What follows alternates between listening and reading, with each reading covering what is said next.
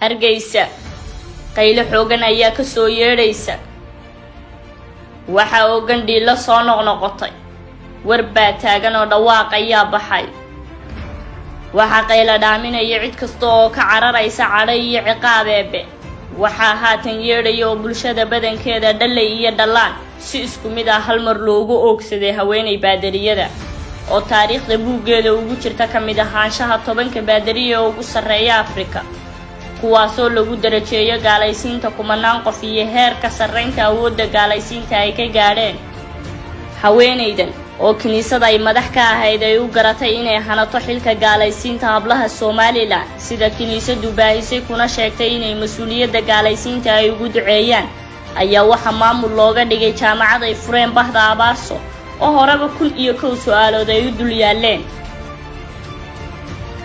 jaamacadda Abaarso oo dufcaddii ugu horeysay ka qalin jabisay ayaa waxa ka soo wada muuqday madaxweyne Biixi baadariyada caan baxday ee Joy iyo aasaasaha dugsiyada lagu muransan yahay waxa ay u taagan yihiin iyo midhaha ay soo saaraanba wariye samafalo coldoon oo dhib badan u mutay ololaha ka dhanka ah saddexdan mashruuc ee kala daran Abaarso xarunta dhaqanka ee Hargeysa faafinta gaalnimada iyo dhaqanka qowmuluudka ee Nacdalan ayaa markii uu bulshada u soo bandhigay noocyada macallimiinta jaamacadda Barwaaqo iyo baadariyada maamulka looga dhigay waxaana taasi keentay in coldoon xabsiga loo taxaabo oo maxkamad la'aan loogu diray Mandheera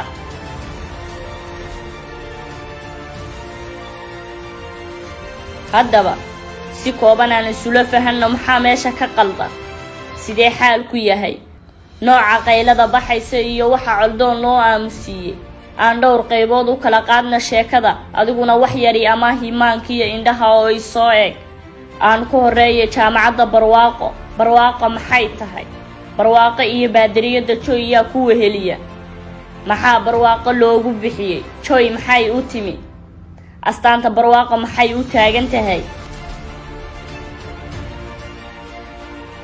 Barwaaqo waxa ay ka mid tahay dalada huwanta loogu magacaabo Abaarso waxaana si gaar ah loogu talagalay inay soo saarto habla macallimiin ah oo xambaarsan ujeedkii wax loo baray Barwaaqo hablaha la geynayo waxa laga soo xulaa dalada Abaarso waxaanay wax ku dhigtaan lacag la'aan waana boarding Barwaaqo baadariyada Joy waxa ku weheliya haweeney tobaneeya oo dalal badan ka kala yimid tani waa maamulihii ugu horeeyay ee baadariyada Barwaaqo yaa kale oo maamulkeeda iyo macallimiinteeda kamid ah waxa kamid ah haweeneyda lagu magacaabo Christina Bond Christina waa naag su'aashu maaha inay naag tahay waxayse kamid tahay bahda naagaha iyo ragga ee jirkooda xubnihii taranka dib loo nashqadeeyay Christina oo ahayd gabadh inta ay farjigeeda qalliin ku samaysay haatan sida farjiga ragga oo kale iyo labadeedii naas hooyadeed oo sida sawirka ka muuqata waxa ay gudoomiye ka tahay ururka u dooda xuquuqda caafimaadka dadka dib isu kharribay ururkaasi oo lagu magacaabo Transgender Health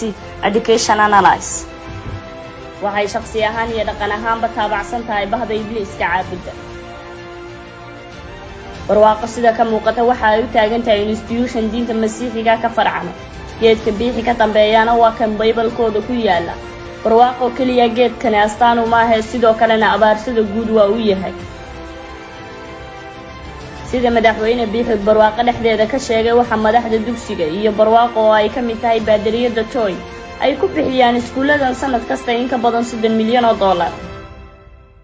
Jonathan iyo cidii iskuulkan abaabushay abaal weyn bay Soomaalidu haysta waanu u mahadnaqaynaa 280 in ka badan oo dhalinyaro Soomaaliyeed ayuu jaamacadaha adduunka ugu badan u diray oo ay ku baxday lacag ka badan 30 milyan oo naanitaalka ee dowladda hayne ayuu carruurta ugu soo baray waana uga mahadnaqay qarankuna u mahadnaqay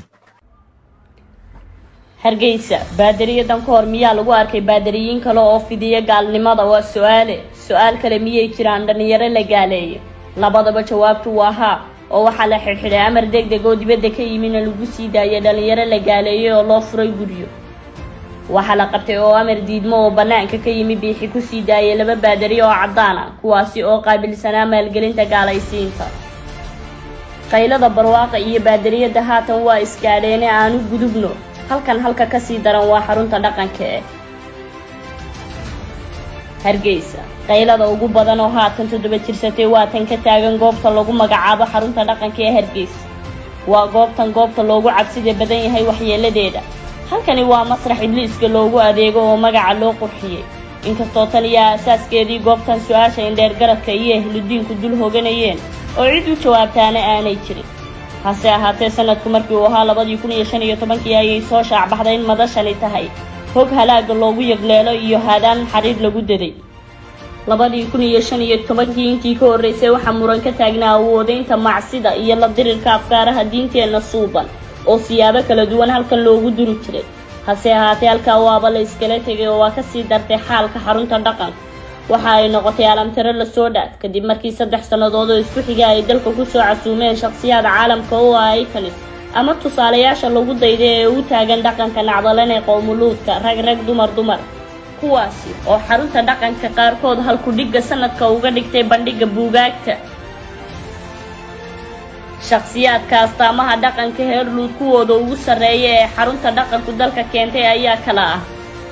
sanadkii 2015 waxaa xarunta dhaqanka barnaamijkeeda buug feer lagu soo casuumay Judy Kayli oo ah haweeney madax ka ah ururka WOW oo u ololeeya isfuulfuulka dumarka.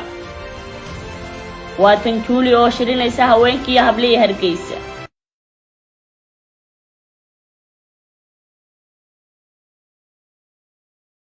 So I'm here because I'm the director of the South Bank Centre in London, but I'm also the founder of WOW, Women of the World, which looks at gender equality across the world.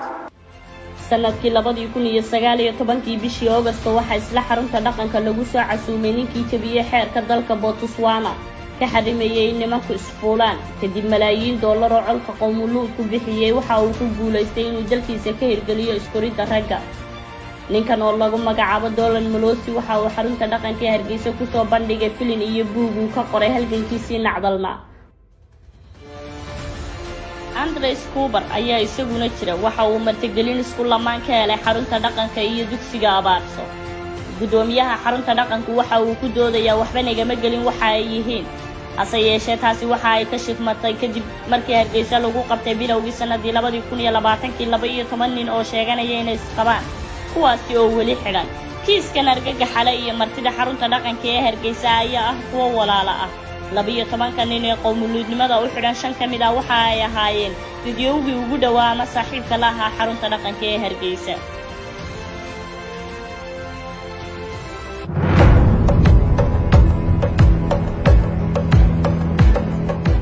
baxday in madashani tahay hog halaaga loogu yagleelo iyo haadaan xariir lagu daday. 2015 intii ka horeysay waxaa muran ka taagnaa awoodeynta macsida iyo la dirirka afkaaraha diinteena suuban oo siyaabo kala duwan halkan loogu duri jiray. hase ahaatee halkaa waaba la iskala tegay oo waa ka sii dartay xaalka xarunta dhaqanka.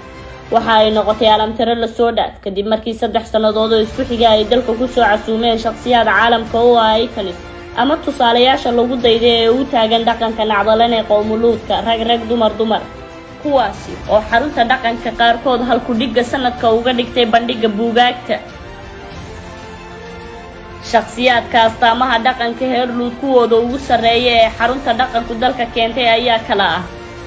sanadkii 2015 waxaa xarunta dhaqanka barnaamijkeeda buug feer lagu soo casuumay Judy Kayli oo ah haweeney madax ka ah ururka WOW oo u ololeeya isfuulfuulka dumarka. waa tan Julie oo shirinaysa haweenkii habley Hargeysa.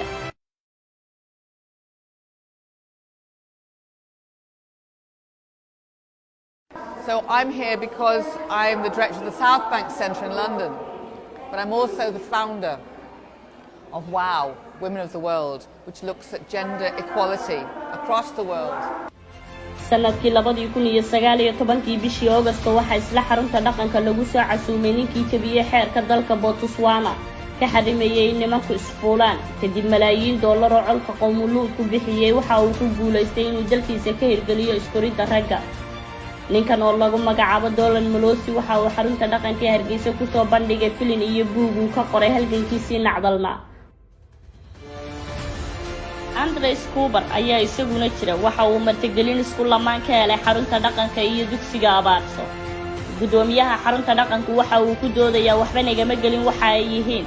hase yeeshee taasi waxa ay ka shifmatay kadib markii Hargeysa lagu qabtay bilowgii sanadii 2020 12 nin oo sheeganaya inay isqabaan kuwaasi oo weli xidhan. kiiskan argagaxale iyo martida xarunta dhaqanka ee Hargeysa ayaa ah kuwa walaala ah. 12 nin ee qowmuluudnimada u xidhan 5 ka mid ah waxa ay ahaayeen fidyowgii ugu dhawaa ama saaxiibka la ahaa xarunta dhaqanka ee Hargeysa.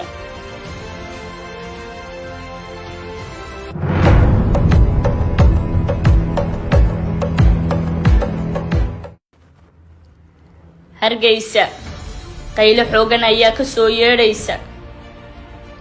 waxa oo gandhiilo soo noqnoqotay. warbaa taagan oo dhawaaq ayaa baxay. waxa qaylo dhaaminaya cid kasta oo ka cararaysa cadhay iyo ciqaab eebe.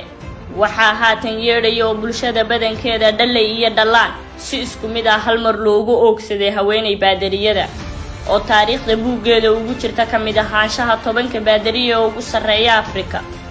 kuwaasoo lagu darajeeyo gaalaysiinta kumanaan qof iyo heerka sarreynta awoodda gaalaysiinta ay ka gaadheen. haweeneydan oo kiniisada ay madax ka ahayd ay u garatay inay hanato xilka gaalaysiinta hablaha Soomaaliland sida kiniisadu baahisay kuna sheegtay inay mas'uuliyadda gaalaysiinta ay ugu duceeyaan ayaa waxa maamul looga dhigay jaamacad ay fureen Bahda Abaarso oo horeba 1,001 su'aalood ay u dul yaaleen.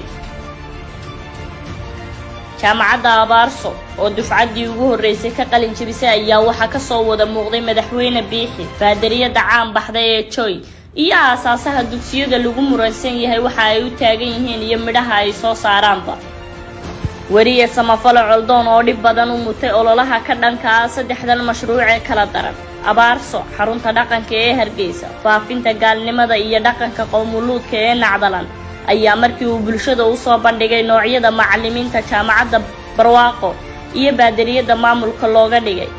waxaana taasi keentay in coldoon xabsiga loo taxaabo oo maxkamad la'aan loogu diray Mandheera.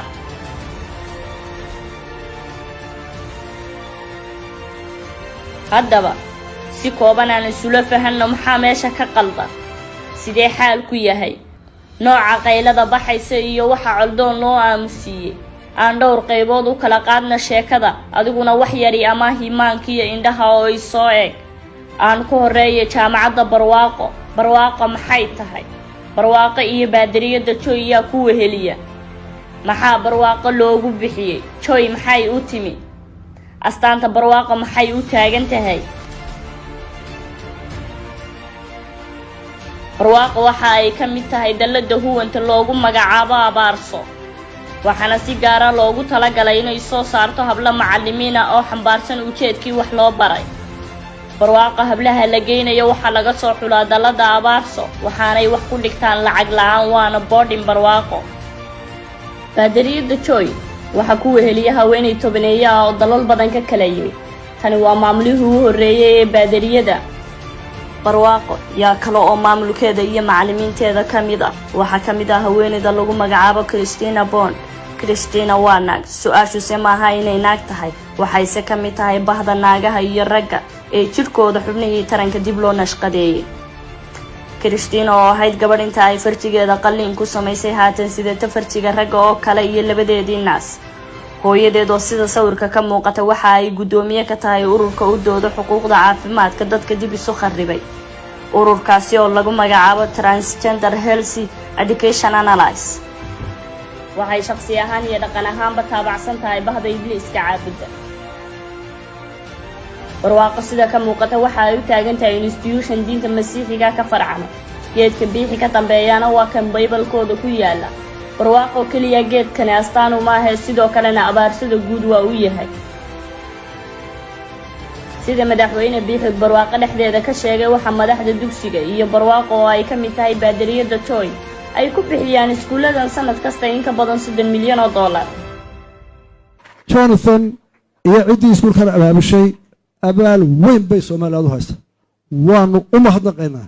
280 in ka badan oo dhalinyaro Soomaaliyeed ayuu jaamacadaha adduunka ugu badan u diray oo ay ku baxday lacag ka badan 30 milyan oo inanitaalka ee dowladweynaha hayn ayuu carruurtooda ugu soo baray. waanu uga mahadnaqayaa, qarankuna u mahadnaqayaa. Hargeysa baadariyadan ka hor miyaa lagu arkay baadariyiin kale oo fidiya gaalnimada? waa su'aal kale miyay jiraan dhalinyaro la gaaleeyay? labadaba jawaabtu waa haa. oo waxa la xirxiray amar degdeg oo dibadda ka yimina lagu sii daayay dhalinyaro la gaaleeyay oo loo furay guryo. waxaa la qabtay oo amar diidmo oo bannaanka ka yimi biixi ku sii daayay 2 baadari oo caddaan ah kuwaasi oo qaabilsanaa maalgelinta gaalaysiinta. qaylada barwaaqa iyo baadariyada haatan waa iskaadheene aanu gudubno halka ka sii daran waa xarunta dhaqanka ee Hargeysa. qaylada ugu badan oo haatan 7 jirsatay waa tan ka taagan goobta lagu magacaabo xarunta dhaqanka ee Hargeysa. waa goobta loogu cabsida badan yahay waxyeeladeeda. halkani waa masrax ibliiska loogu adeego oo magaca loo qurxiyay. inkastoo tan iyo asaaskeedii goobtan su'aasha indheer garadka iyo ehludiinku dul hoganayeen oo cid u jawaabtaana aanay jirin. hase ahaatee sanadku markii uu ahaa 2015 ayay soo shaacbaxday in madashani tahay hog halaaga loogu yagleelo iyo haadaan xariir lagu daday. 2015 intii ka horreysay waxaa muran ka taagnaa awoodeynta macsida iyo la dirirka afkaaraha diinteena suuban oo siyaabo kala duwan halkan loogu duri jiray. hase ahaatee halkaa waaba la iskala tegay oo waa ka sii dartay xaalka xarunta dhaqanka. waxa ay noqotay alamtiro la soo dhaad kadib markii 3 sannadood oo isku xiga ay dalka ku soo casuumeen shakhsiyaad caalamka oo ay kanis ama tusaalayaasha lagu dayday ee u taagan dhaqanka nacdalan ee qowmuluudka rag dumar kuwaasi oo xarunta dhaqanka qaarkood halku dhigga sanadka uga dhigtay bandhiga buugaagta. shakhsiyaadka astaamaha dhaqanka heerluud kuwooda ugu sarreeya ee xarunta dhaqanku dalka keentay ayaa kala ah. sanadkii 2015 waxaa xarunta dhaqanka barnaamijkeeda book fair lagu soo casuumay Judy Kayli oo ah haweeney madax ka ah ururka WOW oo u ololeeyay isfuulfuulka dumarka.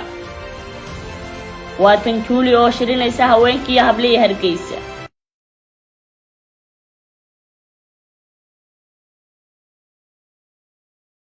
So I'm here because I'm the director of the South Bank Centre in London, but I'm also the founder of WOW, Women of the World, which looks at gender equality across the world.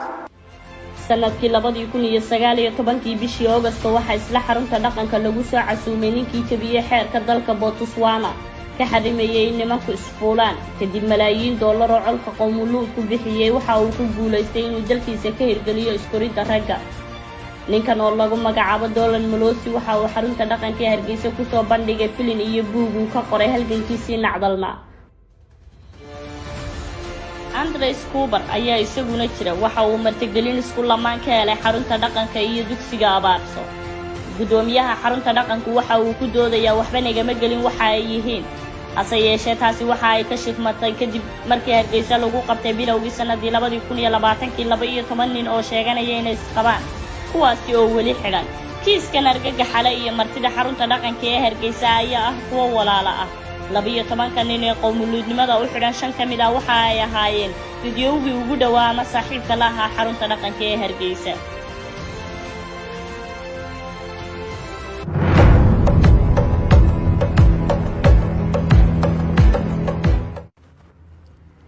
Hargeysa qaylo xoogan ayaa ka soo yeedhaysa.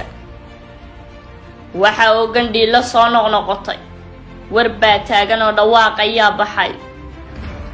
waxa qayla dhaaminaya cid kasta oo ka cararaysa cadhay iyo ciqaab eebe. waxa haatan yeedhaya oo bulshada badankeeda dhalay iyo dhalaan si isku mid ah hal mar loogu oogsaday haweeney baadariyada oo taariikhda buuggeeda ugu jirta ka mid ahaanshaha 10 baadariye ugu sarreeya Afrika. kuwaasoo lagu darajeeyo gaalaysiinta kumanaan qof iyo heerka sarreynta awoodda gaalaysiinta ay ka gaadheen. haweeneydan oo kiniisada ay madax ka ahayd ay u garatay inay hanato xilka gaalaysiinta hablaha Somaliland sida kiniisadu baahisay kuna sheegtay inay mas'uuliyadda gaalaysiinta ay ugu duceeyaan ayaa waxa maamul looga dhigay jaamacad ay fureen bahda Abaarso oo horeba 1,001 su'aalood ay u dul yaaleen. jaamacadda Abaarso oo dufcaddii ugu horreysay ka qalin jabisay ayaa waxa ka soo wada muuqday madaxweyne Biixi, baadariyada caan baxday ee Joy iyo aasaasaha dugsiyada lagu muransan yahay waxa ay u taagan yihiin iyo midhaha ay soo saaraanba. wariye samafalo coldoon oo dhib badan u mutay ololaha ka dhanka ah 3 mashruuc ee kala daran. Abaarso, xarunta dhaqanka ee Hargeysa, faafinta gaalnimada iyo dhaqanka qowmuluudka ee nacdalan ayaa markii uu bulshada u soo bandhigay noocyada macallimiinta jaamacadda barwaaqo iyo baadariyada maamulka looga dhigay. waxaana taasi keentay in coldoon xabsiga loo taxaabo oo maxkamad la'aan loogu diray Mandheera.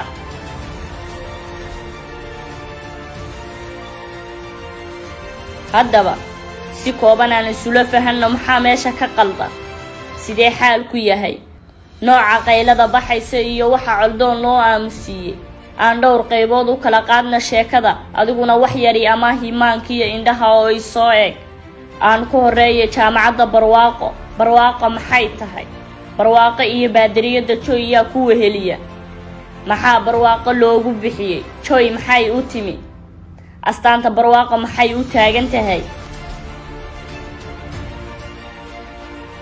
barwaaqo waxa ay ka mid tahay dallada huwanta loogu magacaabo abaarso waxaana si gaara loogu talagalay inay soo saarto hablo macallimiin ah oo xambaarsan ujeedkii wax loo baray barwaaqo hablaha la geynayo waxaa laga soo xulaa dallada abaarso waxaanay wax ku dhigtaan lacag la-aan waana boarding barwaaqo baadariyada joy waxaa ku weheliya haweenay tobaneeye ah oo dalal badan ka kala yimid tani waa maamulihii ugu horreeyay ee baadariyada barwaaqo yaa kale oo maamulkeeda iyo macallimiinteeda ka mid ah waxaa ka mid ah haweeneyda lagu magacaabo Christina Bond Christina waa naag su-aashuse maaha inay naag tahay waxayse ka mid tahay bahda naagaha iyo ragga ee jirkooda xubnihii taranka dib loo nashqadeeyey Christina oo ahayd gabadh inta ay farjigeeda qalliin ku samaysay haatan sidata farjiga ragga oo kale iyo labadeedii naas hooyadeed oo sida sawirka ka muuqata waxa ay gudoomiye ka tahay ururka u dooda xuquuqda caafimaadka dadka dib isu kharribay ururkaasi oo lagu magacaabo Transgender Health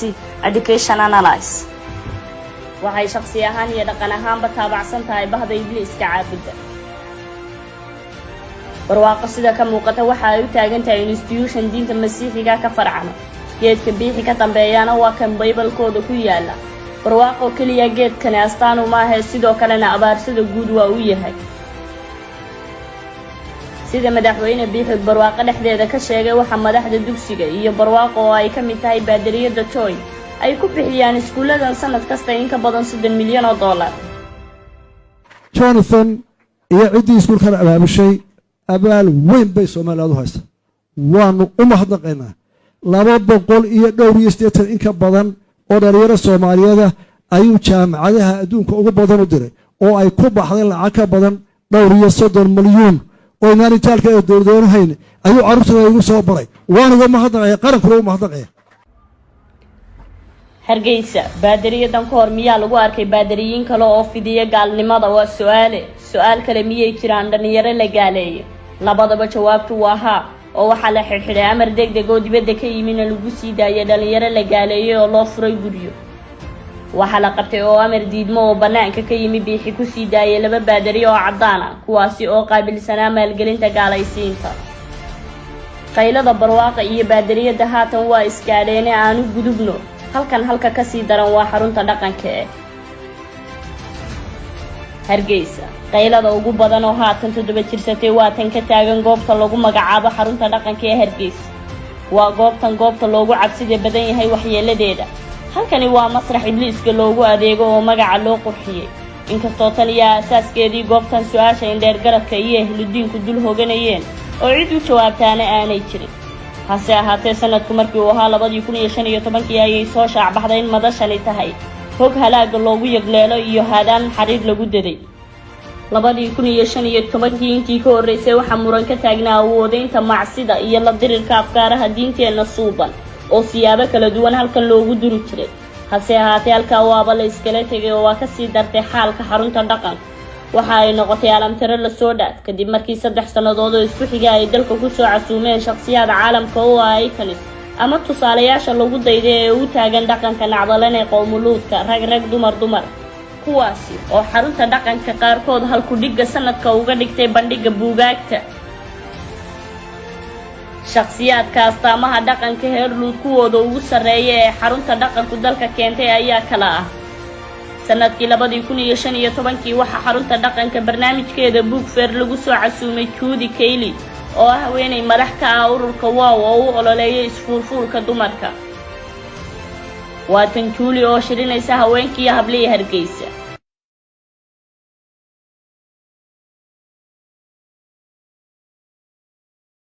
So I'm here because I'm the director of the South Bank Centre in London, but I'm also the founder of WOW, Women of the World, which looks at gender equality across the world.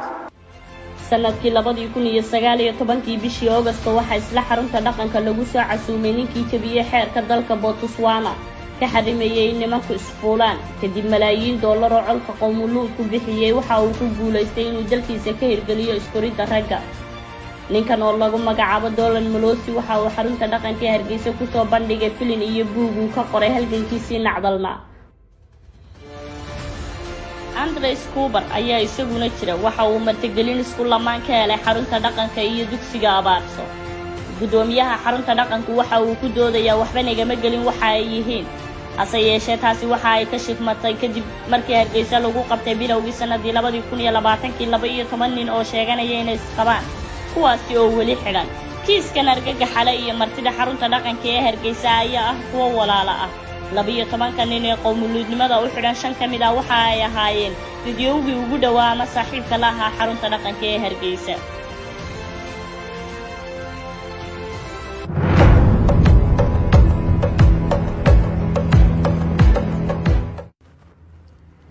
Hargeysa qaylo xoogan ayaa ka soo yeedhaysa.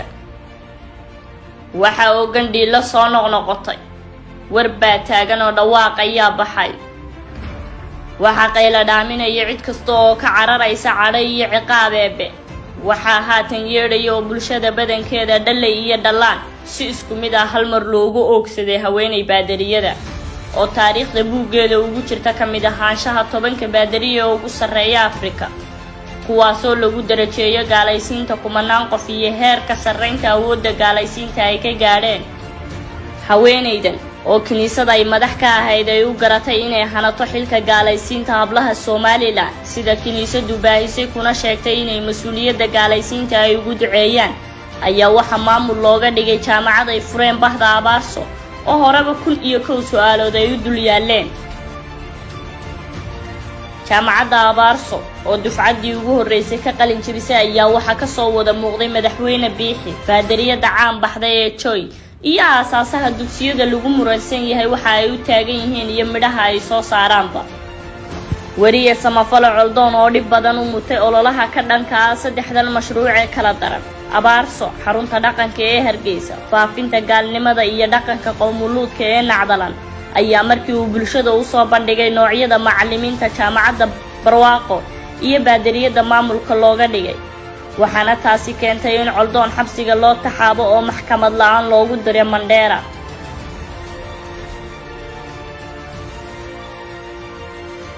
haddaba si kooban aan isula fahanno maxaa meesha ka qaldan, sidee xaalku yahay, nooca qaylada baxaysa iyo waxa Coldoon loo aamusiyay. aan dhowr qaybood u kala qaadna sheekada, adiguna wax yari ama himaankiyo indhaha oo ay soo eeg. aan ku horeeyay jaamacadda Barwaaqo. Barwaaqo maxay tahay? Barwaaqo iyo baadariyada Joy yaa ku weheliya. maxaa Barwaaqo loogu bixiyay? Joy maxay u timi? astaanta Barwaaqo maxay u taagan tahay?